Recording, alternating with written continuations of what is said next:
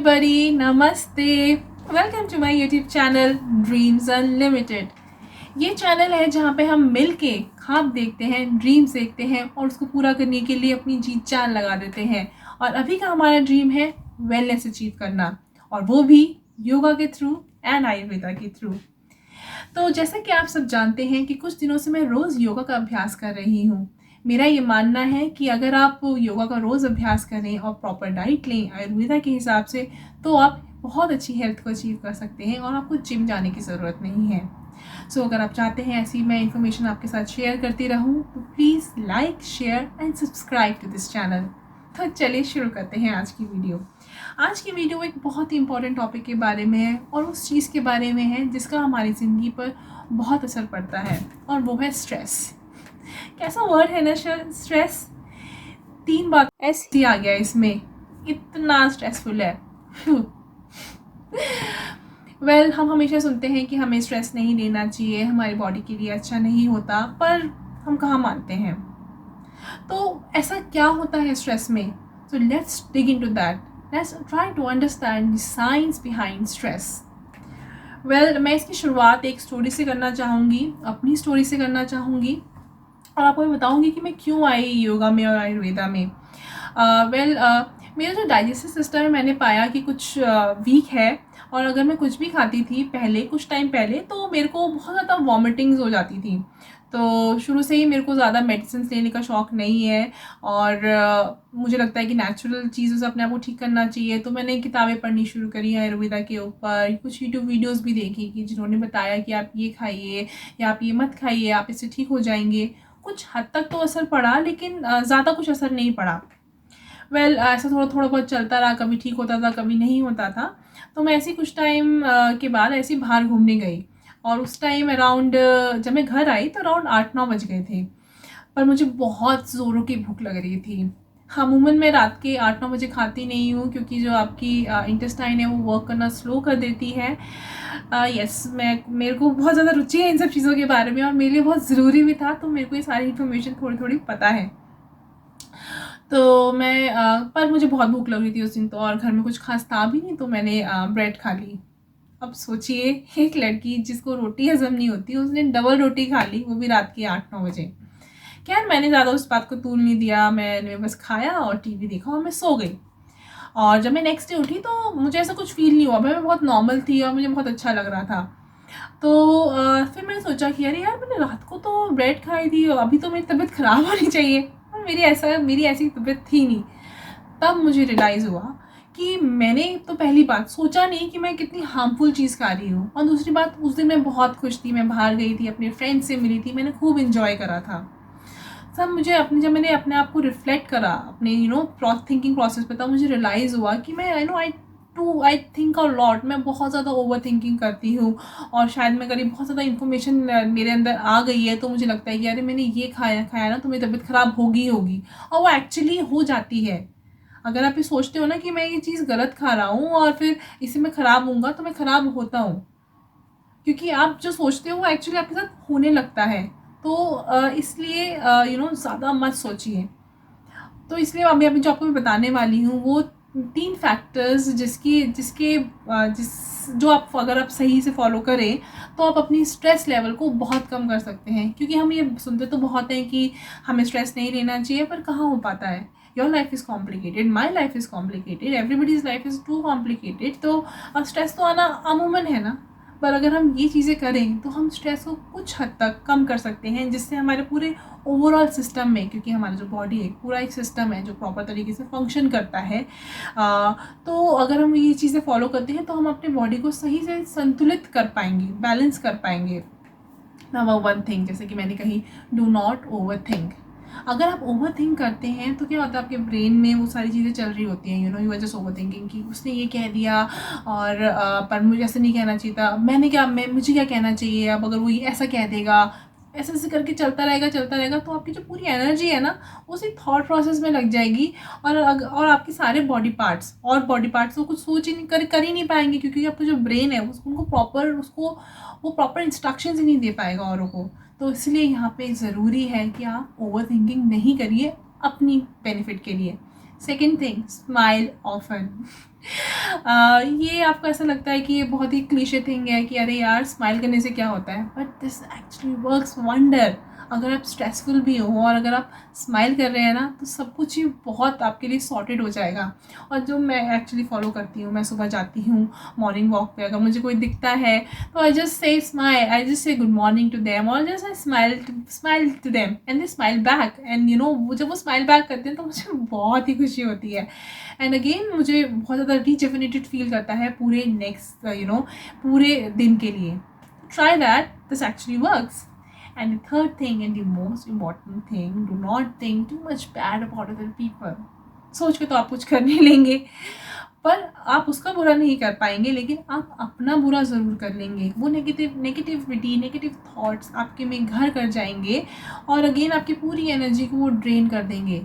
और आपके अंदर एनर्जी होनी बहुत ज़रूरी है, क्योंकि डाइजेस्टिव सिस्टम भी आपका तभी अच्छा रहेगा जब आप में उसके पास वो एनर्जी होगी, शक्ति होगी, जिसे हम बोलते हैं ना कि जठर अग्नि होती है, आपके डाइजेस्टिव सिस्टम में अग्नि होती है। पर अगर आप में वो एनर्जी आप पूरी कंज्यूम कर लेंगे किसी बेकार से थॉट के लिए, तो कहाँ से मिलेगी उसको एनर्जी।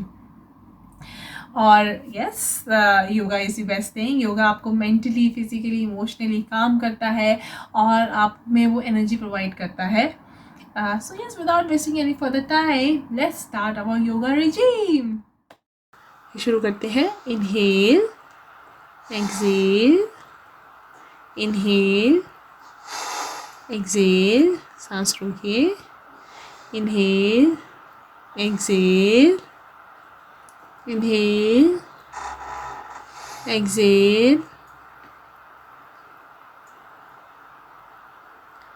inhale, exhale.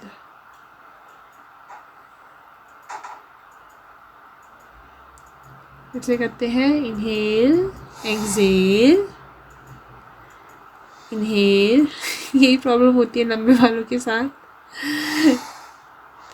एक्सेल, सांस रोकिए। Inhale, exhale, inhale, exhale, inhale, exhale. देखिए, आप समझ रहे हैं कि ये क्या आप साइंस क्या हो रही है इसके पीछे, कि आप बार बार कब इनहेल कर रहे हैं और कब एक्सेल कर रहे हैं। जब आपकी बॉडी एक्सपैंड हो रही है तब आप अपने लंग्स के अंदर पूरी हवा भर रहे हैं, और जब आप कॉन्ट्रैक्ट हो रहे हैं तो आप एक्सेल कर रहे हैं। अगेन ये करना बहुत ज़रूरी होता है सूर्य नमस्कार के साथ या किसी भी आसन के साथ, क्योंकि होता क्या है, जो हमारी जो जैसे कि मैंने आपको पिछली वीडियो में बताया था कि जो हमारा जो फैट होता है वो 80% कार्बन डाइऑक्साइड में रिलीज़ होता है। तो हमें बार बार अगर हम इनहेल एक्सहेल करते हैं तो हम एक्चुअली वेट लॉस की तरफ हम जाते हैं, और इसका पूरा हमारे ऊपर इफ़ेक्ट पड़ता है किसी भी आसन का। इसलिए कहा जाता है कि जब भी आप आसन कोई करिए तो उसके साथ इनहेल एक्सहेल कैसे करना है उसके बारे में आपको नॉलेज होनी चाहिए। अब मैं थोड़ी सी आपको बात बता देती हूँ कि आप ये सूर्य नमस्कार करते रहिए कि सूर्य नमस्कार का हमारे जीवन में महत्व क्या होता है। जैसे कि सूर्य का मतलब क्या होता है, सूरज, और नमस्कार का मतलब नतमस्तक होना। हम उस सूर्य देव के ऊपर नतमस्तक हैं, जिनकी वजह से हम सब हैं, जिनकी वजह से जीवन धरती पर पनप पाया। तो ये एक सूर्य नमस्कार एक तरीका होता है जिसके थ्रू हम अपनी कृतज्ञता या ग्रैटिट्यूड शो करते हैं भगवान को। और इसके बहुत सारे सूर्य नमस्कार के तो बहुत सारे फ़ायदे होते हैं। अगर मैं आपको उनमें से कुछ बताऊं तो सबसे पहले तो ये फुल बॉडी वर्कआउट होता है फ्रॉम हेड टू टो।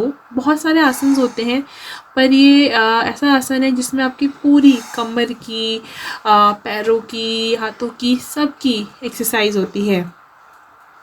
और ये आपके ब्लड सर्कुलेशन के लिए बहुत अच्छा आसन होता है कि आप में पूरी, अगर आप में कुछ भी कहीं रुकावट है, कुछ क्लॉट बना हुआ है, तो ये एक्चुअली उस चीज़ को ख़त्म कर देता है और पूरे बॉडी में ब्लड सर्कुलेशन को प्रॉपर तरह से फ्लो करवाता है। और साथ में जैसा कि हम सब जानते हैं कि हमारे बॉडी में 3 दोषाज होते हैं, कफ, पित्त और वात। और अगर आप सूर्य नमस्कार रेगुलर करते हैं तो ये उन तीनों दोषास को रेगुलेट करने में, बैलेंस करने में बहुत हेल्पफुल होता है। और अगर आप स्किन की बात करें तो स्किन में एक अलग ही तेज लाता है, क्योंकि ब्लड सर्कुलेशन अच्छा होगा तो ऑब्वियसली हमारी जो स्किन है वो क्लियर होगी, ग्लोइंग होगी। और साथ में जैसे कि ये पूरी वीडियो एक स्ट्रेस के ऊपर भी है, कि मैंने स्ट्रेस के ऊपर पहले बात करी थी, ये आपकी मेंटल फिटनेस के लिए भी बहुत ज़रूरी होता है। ये स्ट्रेस को रिलीज़ करता है। और सबसे बड़ी बात है, जब आप इनहेल इन एक्सेल कर रहे होते हैं तो आपका पूरा ध्यान अपनी सांस पे जाता है, तो आपके अंदर जो भी ख़राब विचार होते हैं आप वो सोचते ही नहीं है। और सडनली ये करने के बाद आप बहुत ज़्यादा अगर आप बहुत फास्ट करें तो आप एग्जर्टेड फील करेंगे, वरना आप बहुत ज़्यादा अच्छा फील करते हैं कि हाँ चलो मैंने कुछ अच्छा वर्कआउट करा, you feel good about it. और साथ में ही आपका जो डाइजेस्टिव सिस्टम है उसके लिए भी ये बहुत ही अच्छा आसन होता है, या मैं कहूँ क्रिया होती है, क्योंकि सूर्य नमस्कार सिर्फ एक आसन नहीं होता, इसके अंदर बहुत सारे आसन होते हैं। तो it's actually a bundle of asanas.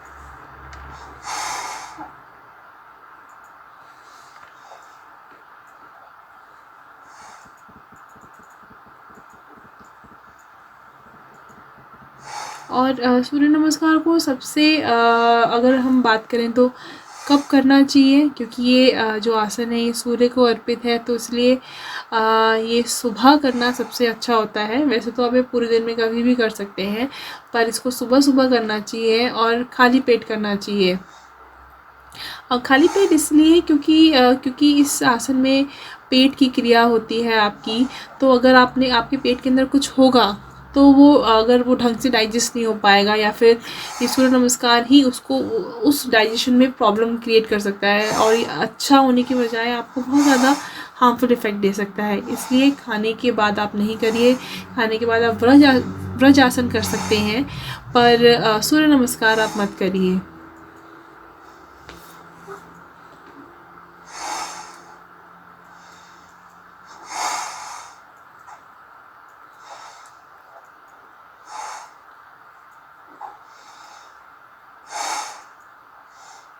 और अगर हम बात करें कि कितने नंबर या कितने नंबर ऑफ़ टाइम से करना चाहिए, तो 10-12 बार करना ये आसन काफ़ी होता है।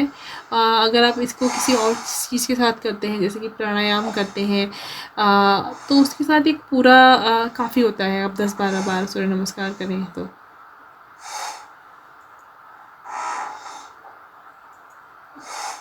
जैसा कि आप अभी देख रहे हैं मैं थोड़ा सा फास्ट कर रही हूँ, पर इसमें भी मैं अपनी ब्रीद इन ब्रीद आउट चीज़ नहीं छोड़ रही हूँ, क्योंकि अगर आप ये फास्ट करते हो तो ये बहुत ही अच्छा कार्डियो होता है। और इसे कुछ नंबर ऑफ़ टाइम्स करने के बाद ही आप एकदम से टायर्ड फील करने लगते हैं, या फिर आपको लगता है कि हाँ मेरी सांस फूलने लगी है।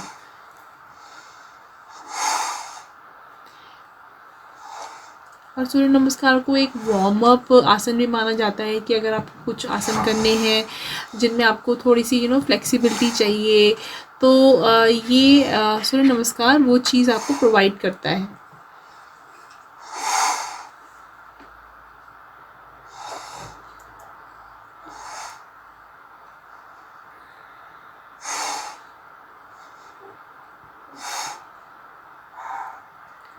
देखिए अब मैं आसन करने के बाद पूरी तरह से एग्जॉस्ट हो चुकी हूँ, क्योंकि मैंने कुछ आसन सूर्य नमस्कार कुछ धीरे करे थे और कुछ मैंने फास्ट करे थे। उसके बाद मैं अपनी जो ब्रेथ है वो गेन कर रही हूँ। ये जब मैं रनिंग करती थी तब मेरे जो कोच थे उन्होंने बताया था कि अपनी जो है अपने ऐसे आप बेंट हो जाइए, अपने घुटनों पे अपने हाथ रखिए और सांस लीजिए, सांस छोड़िए, बड़ा बड़ा सांस छोड़िए आप, और फिर आप एकदम से आप में ना जितनी भी वीकनेस होती है वो गायब हो जाती है, और अपनी जो ब्रेथ है आप वो कैच कर लेते हैं। अब ये मैं थोड़ी सी एक्सरसाइज कर रही हूँ, जिसमें अपनी कमर को मैं एक साइड क्लॉकवाइज 10 टाइम्स घुमाऊँगी और 10 टाइम्स ही एंटी क्लॉकवाइज घुमाऊँगी। कुछ भी आप करें, कोई भी आसन करें, आप बैलेंस आसन करें, मतलब कि एक साइड से अगर आपने 10 बार करा तो दूसरी साइड से भी आप 10 बार करें।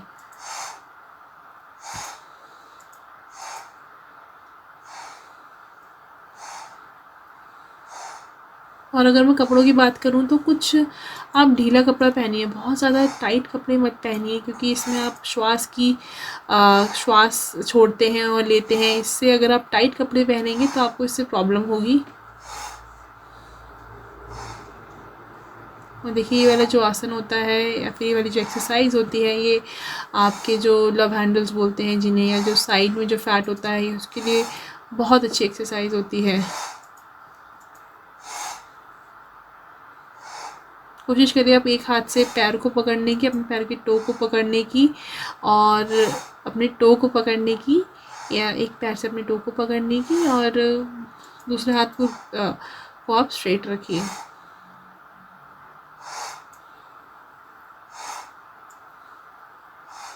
अभी तो मेरा भी स्ट्रेट नहीं जा रहा है। I feel like I am exhausted too much.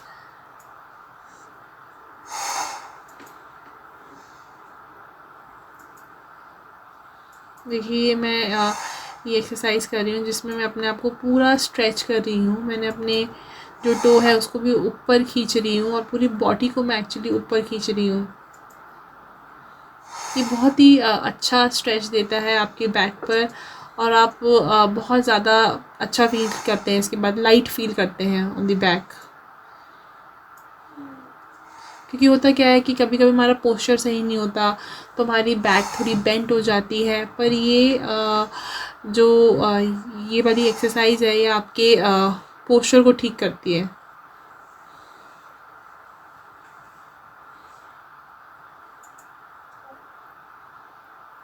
Again थोड़ा सा स्ट्रेच दे रही हूँ अपने हाथों को।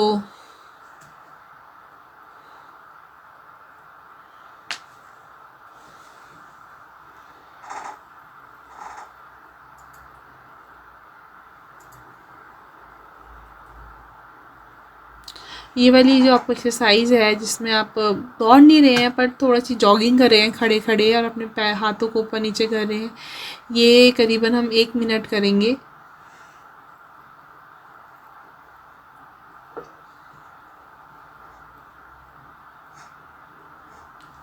इसको करने के बाद आप बहुत ज़्यादा फुर्तीला महसूस करते हैं और एनर्जेटिक महसूस करते हैं। और जैसे कि आप देख रहे हैं, मैं लिटरली ज़मीन पे नहीं कर रही हूँ, मैं एक मैट पे कर रही हूँ, ताकि जो प्रेशर है बहुत ज़्यादा आपके घुटनों पे ना पड़े। अगर आपको ये करते हुए घुटने में बहुत दर्द हो रहा है या आप कुछ अनईज़ी फील कर रहे हैं तो ये मत करिएगा, क्योंकि इस पूरी क्रिया का मकसद ये है कि आप फिट हो, ये नहीं कि आपके घुटनों में दर्द हो रहा है। क्योंकि हो सकता है कि घुटने कमज़ोर हो, या फिर आपके जो आपका वज़न है वो शायद आपके घुटने अभी ना उठा पा रहे हों। तो ऐसी क्रियाएं मत करिए जिसमें आपके घुटनों को बहुत ज़ोर पड़े। यहाँ पर पूरा एम ये है कि आपके हर बॉडी पार्ट को हमें इम्प्रूव करना है, स्ट्रॉन्ग बनाना है। और जैसे कि आप देख रहे हैं, इसमें भी मैं इनहेल इन एक्सेल आउट कर रही हूँ। एक बार अगर एक हाथ ऊपर है तो इनहेल, और दूसरा हाथ ऊपर है तो एक्सेल। तो इनहेल इन एक्सेल आउट हमेशा करते रहना है। और यहाँ पे मैं जस्ट रिलैक्स करवा रही हूँ अपने पैरों को। ये आपको ये सूक्ष्म व्यायाम कहलाते हैं, जो कि बहुत ही मतलब सरल व्यायाम होते हैं, पर ये बहुत ज़्यादा हेल्पफुल होते हैं। जैसे कि ये जितने भी आसन हैं पैरों के, ये आपके बहुत अच्छे आसन होते हैं पैरों के लिए, और इवन अर्थराइटिस के लिए।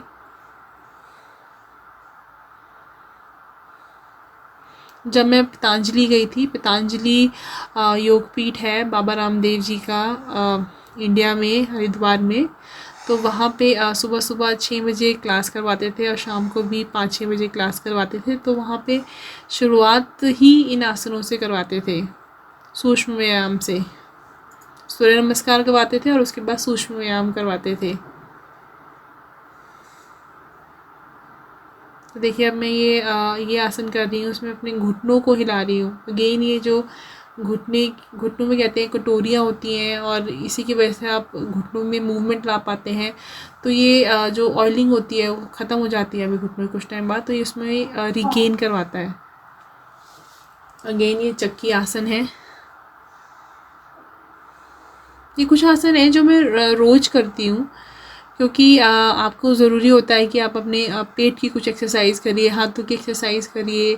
तो ये आसन मेरे को हेल्प करते हैं वो फिटनेस अचीव करने में, हाथों के लिए और पेट पेट के लिए। देखिए, आप जितना पीछे जा सकें आपको उतना पीछे आने की कोशिश करिए, और जितना फिर आप आगे आ सकें उतना करिए। बेस्ट तो ये होता है कि आप अपने घुटनों को टच कर पाएँ, but I am in progress of that. पर अगर आप ये कर पा रहे हैं तो बहुत ही अच्छी बात है।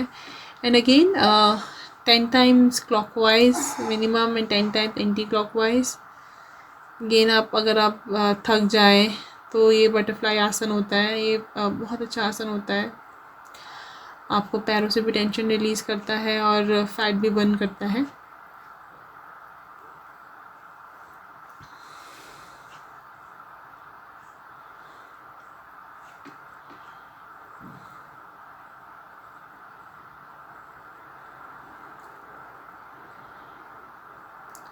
और जैसे कि मैं कपड़ों की बात कर रही थी कि आपको जो कपड़े पहनने हैं वो कोई ढीले से कपड़े पहनिए, कोई पजामा पहन लीजिए, या फिर कुछ हल्का सा अगर वो ट्रैक पैंट पहनना है वो पहन लीजिए, पर वो पैरों में पेट में टाइट नहीं होना चाहिए, और उसमें आपकी मूवमेंट हिंडर नहीं होनी चाहिए। मूवमेंट, क्योंकि योगा में बहुत मूवमेंट होती है, तो वो होते रहनी चाहिए। तो देखिए, मैं एंटी क्लॉकवाइज कर रही हूँ। इसमें भी मैं इनहेल इन एक्सेल आउट कर रही हूँ।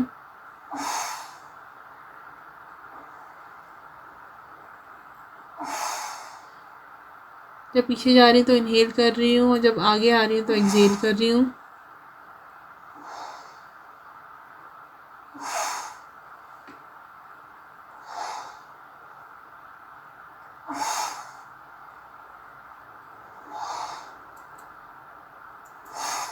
या अगर आप कुछ टाइम लेके करना है तो ये कर लीजिए कि एक बार जब करें तो आप इनहेल, और फिर जब दूसरी बार जब करें तो एक्सेल।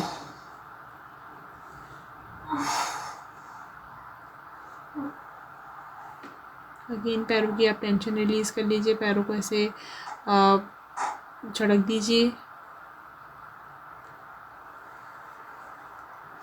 ये काफ मसल से टेंशन रिलीज़ करने के लिए बहुत ही अच्छे आसन होते हैं।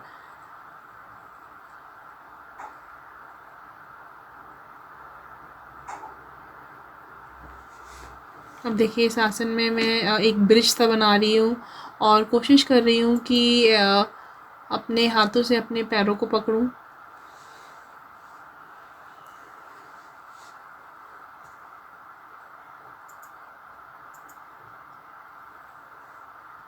ये बहुत ही अच्छा आसन होता है आपकी कमर के लिए।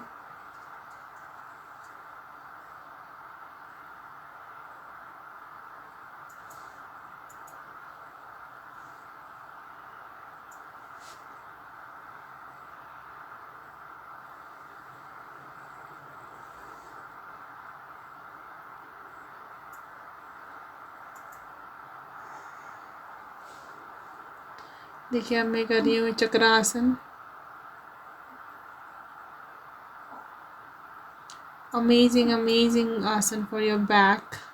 और जैसे होता है ना कि हमारी गेंद जो बैक होती है वो बेंट हो जाती है, और जो आपकी नेक पे थोड़ा सा गोल सा कुबर सा आ जाता है, ये उस चीज़ के लिए बहुत हेल्पफुल होता है आपकी स्पाइन को स्ट्रेट करने में। This is a very helpful आसन। अब देखिए, हम पैरों की एक्सरसाइज कर रहे हैं, और इसमें हम अपने पैरों से शून्य बनाने की कोशिश कर रहे हैं। पहले मैं राइट लेग से कर रही हूँ, और 10 बार या 12 बार मैं करूँगी।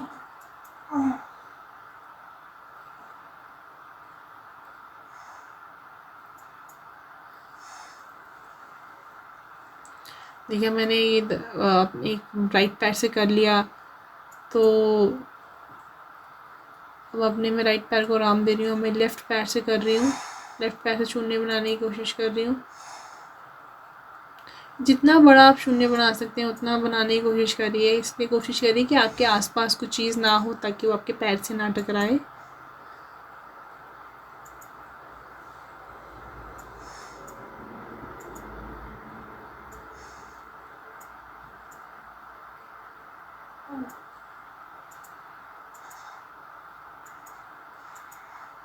अब देखिए दूसरे पैर से मैं एंटी क्लॉकवाइज कर रही हूँ और शून्य बनाने की कोशिश कर रही हूँ।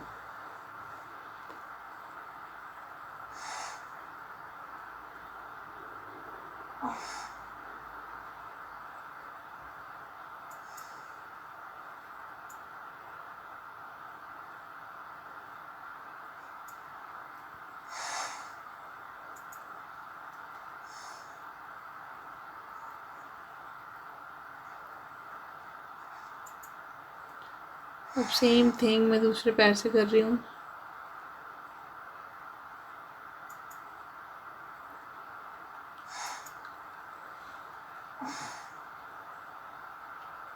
इस आसन को करने में आपको बहुत थकान होती है और आपके पैरों में बहुत ज़्यादा आपको पेन फील होता है कि अरे कब ख़त्म होगा, पर ये बहुत ही हेल्पफुल आसन होता है आपके पैरों को से फैट बर्न करने के लिए।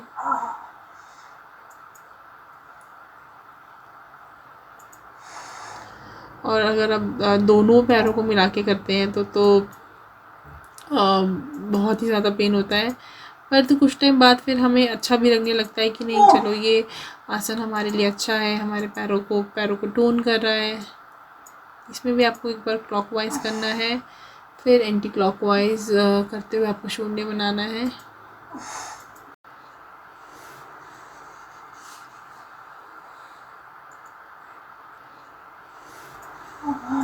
देखिए मुझे बहुत ज़्यादा थकान हो रही है ये आसन करने में।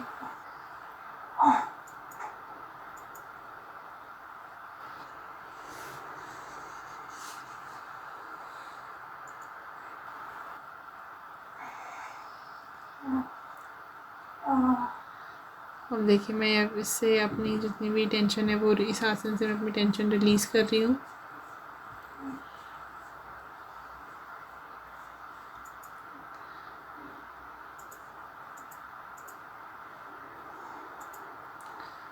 देखिए इसमें आपको अगर आप एक साइड पैर कर रहे हैं तो जिस साइड आपने पैर करा है उस साइड आपको उसके अपोजिट साइड आपको मूव करना है। दोनों हाथों को खोल के रखना है। ये आपके कमर से बहुत ज़्यादा पेन रिलीज़ करता है और आपको बहुत ज़्यादा अच्छा लगता है, रिलैक्स्ड फील करते हैं आप ये आसन करने के बाद। तो इसलिए मैं कोशिश करती हूँ कि जब मैं आसन कर लूँ उसके बाद मैं ये आसन करूँ, ताकि जो भी मेरी टेंशन है और जो भी थकान मुझे हुई है वो एकदम रिलीज़ हो जाए और मैं रिलैक्स हो जाऊँ।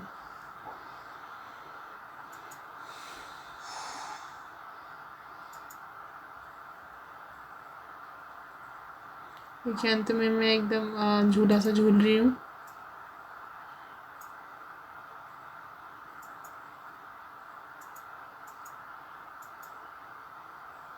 ये बहुत अच्छा आसन होता है आपके पेट के लिए। और अब हमारे सारे आसन पूरे होते हैं। तो अब हमने अपने सूर्य नमस्कार कर लिए, कुछ हाथों की और पैरों की व्यायाम भी करे और अब हम बैठ गए हैं अर्ध पद्मासन की स्थिति में। अगर आप पद्मासन की स्थिति में बैठ सकते हैं तो आप वो भी कर लीजिए। मैं अभी अर्ध पद्मासन की स्थिति में ज़्यादा कंफर्टेबल फील कर रही हूँ, तो इसलिए मैं ऐसे बैठी हूँ। तो गेन आप अपनी ध्यान मुद्राएं में अपने हाथ जो है अपने अंगूठे से अपनी उंगली को ऐसे पकड़ना है और दूसरी बार दूसरे हाथ में भी अपने अंगूठे से अपनी उंगली को ऐसे पकड़ना है और इसे ध्यान मुद्रा हम कहते हैं। लंबी सांस लेनी है, छोड़िए और आनंद का अनुभव करिए। बहुत अच्छा लग रहा है आपको, बहुत खुश हैं आप, कोई परेशानी नहीं है आपको, कोई परेशानी नहीं है, सब ठीक हो जाएगा।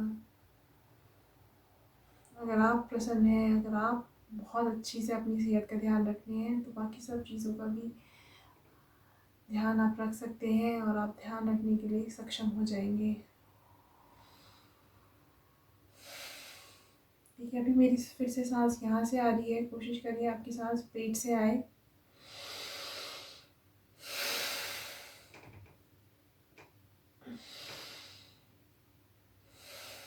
छोटी सांस ना आए, बड़ी सांस ही भरिए, लंग्स को पूरा फूलने दीजिए।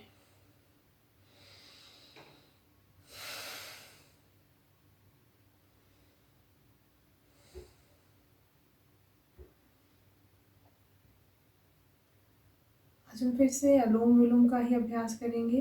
अनुलोम विलोम, एक नॉस्ट्रिल से आपको सांस लेनी है और क्षण भर के लिए आपको अपने पेट के अंदर रोकनी है और दूसरे नॉस्ट्रिल से फिर वो निकाल देनी है। फिर से आप करिए, अपनी राइट नॉस्ट्रिल से सांस लीजिए, क्षण भर के लिए पेट में रोकिए, फिर निकाल दीजिए अपनी लेफ्ट नॉस्ट्रिल से। फिर से करेंगे अभ्यास। अपनी लेफ्ट नॉस्ट्रिल से सांस लीजिए,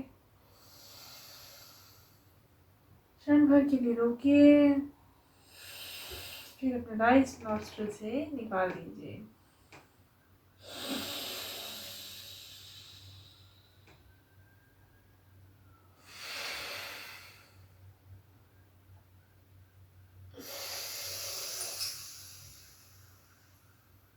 ऐसा अभ्यास हमें 1-2 मिनट तक करना है।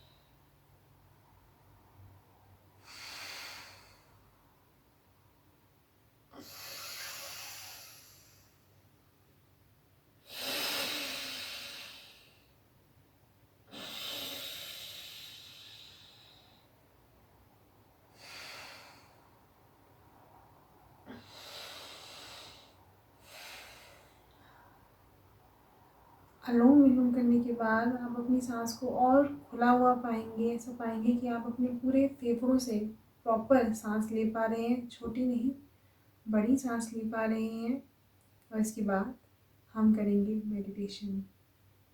जैसा कि मैंने आपको पिछली वीडियो में बताया था, मेडिटेशन और कंसंट्रेशन बिल्कुल अलग होते हैं। मेडिटेशन में आप अपने विचारों को आने देते हैं, अच्छे बुरे वो कैसे भी हैं, वो आपके विचार हैं। और अगर आप अपने विचारों को सुधारना चाहते हैं तो मेडिटेशन करने के बाद आप ये देखिए कि आपके पास वो विचार क्यों आए। क्या आपने किसी के बारे में बुरा सोचा? क्या आपने कुछ ऐसी कोई वीडियो देखी या आपने कुछ ऐसी कोई चीज़ देखी जो आपको नहीं देखनी चाहिए थी? उससे आपके विचारों में शुद्धि आएगी, दिमाग में क्लैरिटी आएगी। और जो विचार आपको दिमाग की ज़रूरत नहीं है, जिन विचारों को आपकी बिल्कुल भी ज़रूरत नहीं है, आप उन विचारों से दूर रहने का अपने आप स्वयं प्रयास करेंगे। और यही हमारे जीवन का सही मकसद है कि अपने आप को शुद्ध करना। अगर आपके विचार शुद्ध होंगे तो आप ज़िंदगी में कुछ भी अचीव कर सकते हैं, कुछ भी, क्योंकि आप कुछ अच्छा सोच पाएंगे। आपके दिमाग में वो छोटी छोटी बातें घर नहीं करेंगी। तो चलिए, अपने दिमाग के शुद्धिकरण के लिए, विचारों में क्लैरिटी लाने के लिए मेडिटेशन करते हैं। अपने आप को बिल्कुल ढीला छोड़ दीजिए, गहरी सांस भरिए और खो जाइए अपने विचारों में। खुशी मन से करिए, खुश होके करिए कि आप बहुत अच्छे जोन में जाने वाले हैं।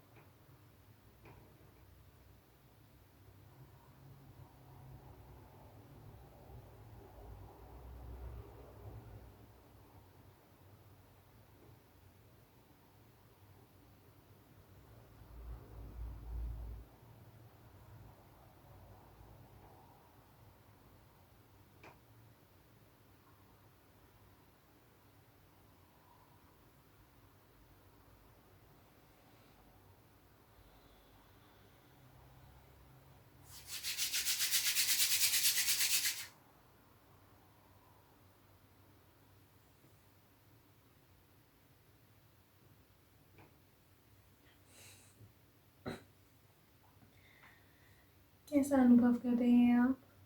हल्का, बेहतर और खुश?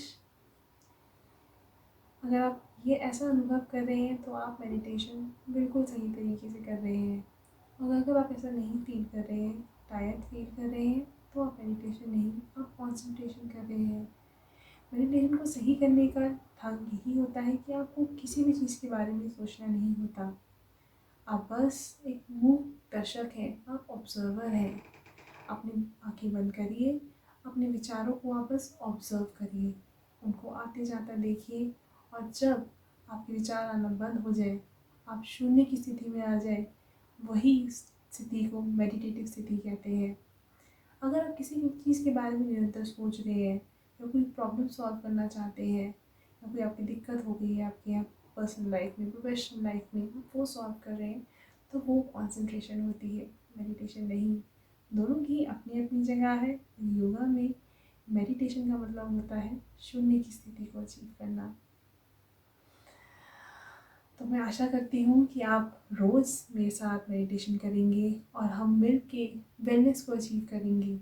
एक बात और, ये जो चैनल है मेरा, ये सिर्फ आपको फिट या स्लिम करने के लिए नहीं है, ये आपकी ज़िंदगी में आपको आगे बढ़ने की प्रेरणा देने के लिए है। और इस चैनल के थ्रू मेरा यही मैसेज है, हमें वेलनेस को अचीव करने की कोशिश करनी चाहिए। बाकी चीज़ें, खूबसूरती, पैसा, वो सब धीरे धीरे आ जाएगा। पर ज़रूरी है आपका दिमाग सही रहे, आप स्वस्थ रहें। और उसके लिए हमें योगा का रोज़ अभ्यास करना चाहिए और सही डाइट लेनी चाहिए आयुर्वेदा के हिसाब से। उसकी भी जानकारी मैं आपको देती रहूँगी टाइम टू टाइम। मैं पुस्तक पढ़ रही हूँ और मैं उसके ऊपर भी बहुत जल्द वीडियो बनाऊँगी। अगर आपको और कुछ जानकारी चाहिए तो प्लीज़ मुझे कमेंट सेक्शन में बताइए, मुझे बहुत अच्छा लगेगा।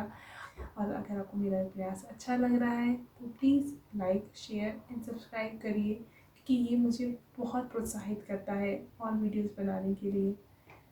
Thank you for watching my video. नमस्ते।